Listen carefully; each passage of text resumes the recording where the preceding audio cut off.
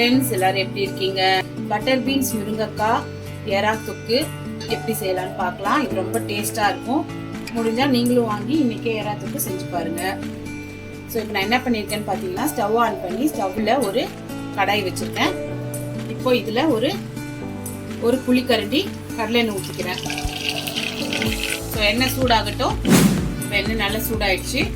இதில் 1/2 ஸ்பூன் கடுகு, 1 ஸ்பூன் சோம்பு போட்டுக்கலாம். ஏன்னா நான்வெஜ்ஜுக்கு சோம்போட வாசனை வந்து சூப்பராக ஆப்ட் ஆகும். அதனால நான் சோம்பு இன்னைக்கு 1 ஸ்பூன் போட்டிருக்கேன். கடுகும் சோம்பும் நல்லா வெடிக்கும். இப்போ நான் 4லேருந்து 5 பேர் சாப்பிட்ற மாதிரி எறா தொக்கு செய்ய போகிறேன். இன்னைக்கு நான் என்ன பண்ணேன்னு கேட்டிங்கன்னா, 2 பெரிய சைஸ் வெங்காயம். ஏன்னா வெங்காயம் எவ்வளோ போடுறோமோ அந்த அளவுக்கு எறா டேஸ்ட் நல்லா டேஸ்ட்டாக இருக்கும். நமக்கு குவான்டிட்டியும் அதிகமாக கிடைக்கும். இப்போ நான் 2 பெரிய வெங்காயத்தை பொடியாக நறுக்கி வச்சிருக்கேன். அதையும் இப்போ இந்த நேரம் சேர்த்துக்கிறேன். ஸோ வெங்காயம் போட்டோன்னே 2 கொத்து கருவேப்பிலை. இப்போ நம்ம வெங்காயம் போட்டாச்சு, கருவேப்பிலை போட்டுட்டோம். இதில் நான் ஒரு 6 துண்டு முருங்கைக்காய் சேர்த்துக்கிறேன். இதோடைய கூட 1/4 கிலோ பட்டர் பீன்ஸ் வாங்கி உரிச்சு வச்சிருக்கேன். அதையும் இதோட சேர்த்துக்கிறேன். எறாவோட பட்டர் பீன்ஸும் முருங்கைக்காவும் போட்டு செஞ்சு பாருங்களேன். எப்பயும் செய்யறத விட எறா தொக்கு செம்ம டேஸ்டாக இருக்கும். ஸோ இன்னைக்கு நாங்கள் அதான் செஞ்சு போகிறேன். இப்போ நம்ம இதெல்லாம் போட்ட உடனே எண்ணெயோட சேர்ற மாதிரி வெங்காயம், நம்ம போட்ட கருவேப்பிலை, பட்டர் பீன்ஸ், முருங்கைக்காய் எல்லாத்தையும் நல்லா பரட்டி விடலாம். பரட்டிட்டு மூடி போட்டு ஒரு 5 நிமிஷம் நல்லா இதெல்லாம் வேகிற அளவுக்கு நம்ம விட்டுருக்கோம். 5 நிமிஷம் ஆச்சு. நம்ம ஓப்பன் பண்ணி எப்படி இருக்குன்னு பார்க்கலாம். ஸோ பாருங்க, நம்ம போட்ட வெங்காயம், முருங்கைக்காய் எல்லாமே நல்லா வெந்து வெங்காயம் நல்லா கலர் சேஞ்ச் ஆகி வந்துருச்சு. ஸோ இந்த ஸ்டேஜில் நான் இஞ்சும் பூண்டும் சரி சமமாக போட்டு இந்த மாதிரி ஒரு பச்சை மிளகாவும் சேர்த்து அரைச்சி வச்சிருக்கேன். இது 2 டேபிள் ஸ்பூன் இருக்கும். இப்போ இது இதோட சேர்த்துக்கலாம். சேர்த்துட்டு நம்ம வெங்காயம் மிக்சரோட இதை நல்லா பரட்டி விடலாம். மூடியெல்லாம் போட வேண்டாம். இனிமேல் ஓப்பனிங் பண்ணி வச்சு வதக்கலாம். அப்போ தான் இந்த இஞ்சி பூண்டோட பச்சை வாசனை போகும். ஒரு 2லேருந்து 3 நிமிஷம் நல்லா இந்த இஞ்சி பூண்டோட வாடை போய் நல்லா குக் ஆகும். நெக்ஸ்ட் என்ன பண்ணணும், இப்போ நம்ம இஞ்சி பூண்டு பேஸ்ட் போட்டு 3லேருந்து 4 நிமிஷம் ஆயிடுச்சு. இஞ்சி பூண்டோட பச்சை வாடெல்லாம் போயிடுச்சு. இந்த டைமில் நம்ம 2 பெரிய சைஸ் தக்காளி, நம்ம 2 வெங்காயம் போட்டோம் இல்லையா, அதே அளவுக்கு ஈக்குவல் குவான்டிட்டி உங்களுக்கு எந்த அளவுக்கு தொக்கு வேணுமோ அந்த அளவுக்கு. ஸோ நான் 2 பெரிய வெங்காயம் நல்லா சாப் பண்ணி வச்சுருக்கேன். இப்போ அதையும் அதோட சேர்த்துக்கிறேன். வெங்காயம் எந்த அளவுக்கு போட்டோமோ அதே ஈக்குவல் அமௌண்ட்டுக்கு தக்காளி போட்டுக்கணும். இப்போ தக்காளி ஆட் பண்ணோடனே இந்த டிஷ்ஷுக்கு தேவையான உப்பு நான் இன்னைக்கு 1 டீஸ்பூன் சால்ட் போட்டுக்கிறேன். டேஸ்ட் பார்த்துட்டு உப்பு தேவைப்பட்டால் அப்புறம் போட்டுக்கலாம். இப்போ தக்காளி மேலே உப்பு போட்டோம் இல்லையா, இப்போ இந்த வடியில் இருக்க இந்த வெங்காயத்தோட தக்காளியை நல்லா மிக்ஸ் பண்ணி கொடுக்கலாம். நல்லா ஒன்று சேர்கிற மாதிரி கலரி விடுங்க. கலரி விட்டு அப்பா சிம்மில் போட்டு ஒரு 5 மினிட்ஸ் மூடி வச்சிடலாம். இது எதுக்காகன்னு கேட்டிங்கன்னா, நம்ம உப்பு போட்டிருக்கோம், தக்காளி இருக்கிற ஜூஸ் எல்லாம் நல்லா பிரிஞ்சு இந்த வெங்காயத்தோடு சேர்ந்து சூப்பரான ஒரு கிரேவி கன்சிஸ்டன்சியில் வரும். நம்ம அப்போ பார்க்கலாம். இப்போ நம்ம ஸ்டவ்வை சிம்மில் போட்டு 5 நிமிஷம் ஆச்சு. நம்ம தக்காளி எப்படி வந்துட்டுன்னு பார்க்கலாம். ஸோ பாருங்கள், தக்காளி நல்லா மசிஞ்சு வெங்காயத்தோடு சேர்ந்து நல்ல ஒரு கிரேவி ஆயிடுச்சு.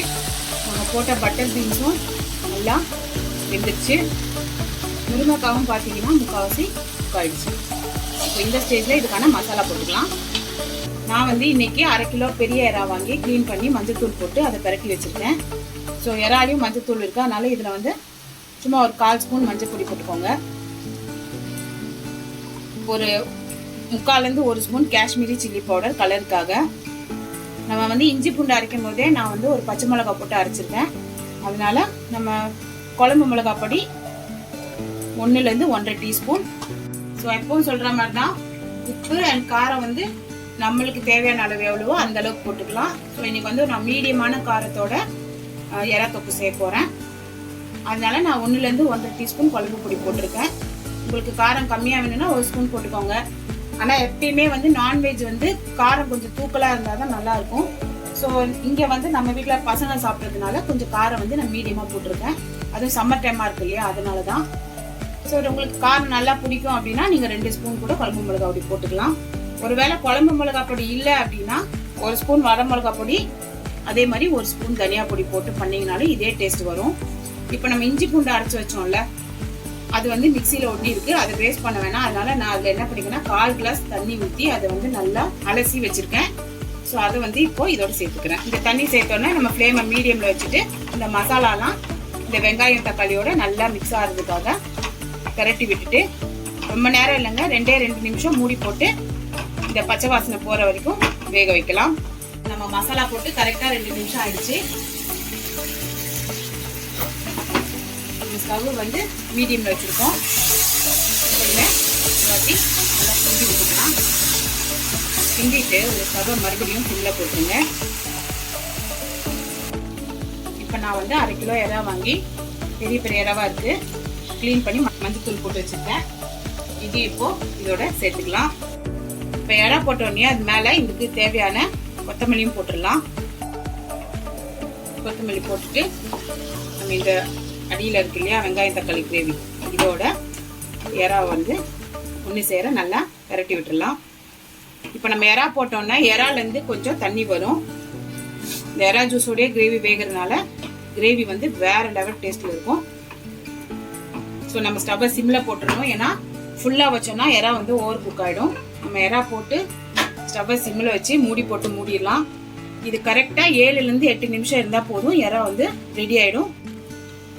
இப்போ 7 8 நிமிஷம் ஆயிடுச்சு. ஸோ பாருங்க நம்மளோட இறா வந்து எவ்வளோ சூப்பராக ரெடி ஆயிடுச்சுன்னு.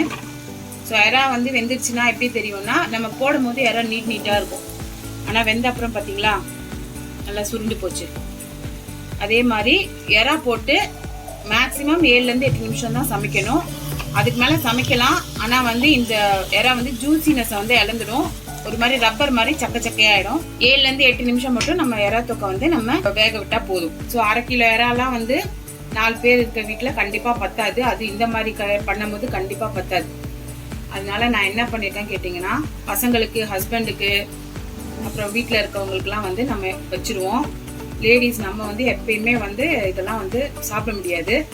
அப்படியே இருந்தா கூட நமக்கு வந்து கொஞ்சோன்னு தான் கிடைக்கும், ஊறுகாய் மாதிரி தான் கிடைக்கும். அது இந்த கிரேவி பண்ணுங்களேன், கடாய் கூட மிஞ்சாது. அதனால நான் என்ன பண்ணிட்டேன்னு பார்த்தீங்கன்னா, உஷாரா ஒரு 6 முட்டை அதை வந்து வேக போட்டு தோல் உரிச்சு வச்சுட்டேன். அதையும் இப்போ இந்த கிரேவியோட சேர்த்துறேன். ஸோ இந்த மாதிரி முட்டை வந்து நம்ம பாயில் பண்ணி போட்டுட்டு இந்த மாதிரி மிக்ஸ் பண்ணி விட்டுட்டோம்னா இந்த தொக்கோட அந்த ஃப்ளேவரும் அந்த டேஸ்ட்டும் இந்த முட்டையில கொஞ்சம் இறங்கிடும். இன்னும் நம்ம வந்து ஸ்டவ் ஆஃப் பண்ணல, சிம்ல தான் போட்டிருக்கோம். ஸோ முட்டை போட்டு இதை நல்லா இந்த கிரேவி வந்து இந்த முட்டையோட படுற மாதிரி நல்லா ஸ்ப்ரெட் பண்ணிட்டு இப்போ ஸ்டவ் ஆஃப் பண்ணிட்டு மூடி வச்சிருங்க. ஒரு 5 நிமிஷத்துல இந்த எறாவோட ஃப்ளேவர் வந்து அந்த முட்டையிலையும் இறங்கிடும். அப்போ நம்ம வந்து சாப்பாட்டுக்கு தொக்கு வச்சு ஒரு முட்டை வச்சு கூட சாப்பிட்டுக்கலாம். கண்டிப்பா இந்த பட்டர் பீன்ஸும் முருங்கைக்காவும் போட மறக்காதீங்க. முட்டை கூட ஆப்ஷனல் தான், உங்களுக்கு வேணா போட்டுக்கோங்க, இல்லைன்னா விட்டுருங்க.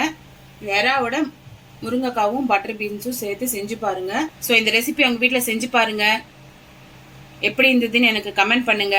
உங்களுக்கு இந்த ரெசிபி சமைக்கிற விதம் பிடிச்சிருக்கு அப்படின்னா இந்த வீடியோக்கு கீழே இருக்க லைக் பட்டனை ப்ரெஸ் பண்ணுங்க, உங்க ஃப்ரெண்ட்ஸோட ஷேர் பண்ணுங்க இந்த வீடியோவை.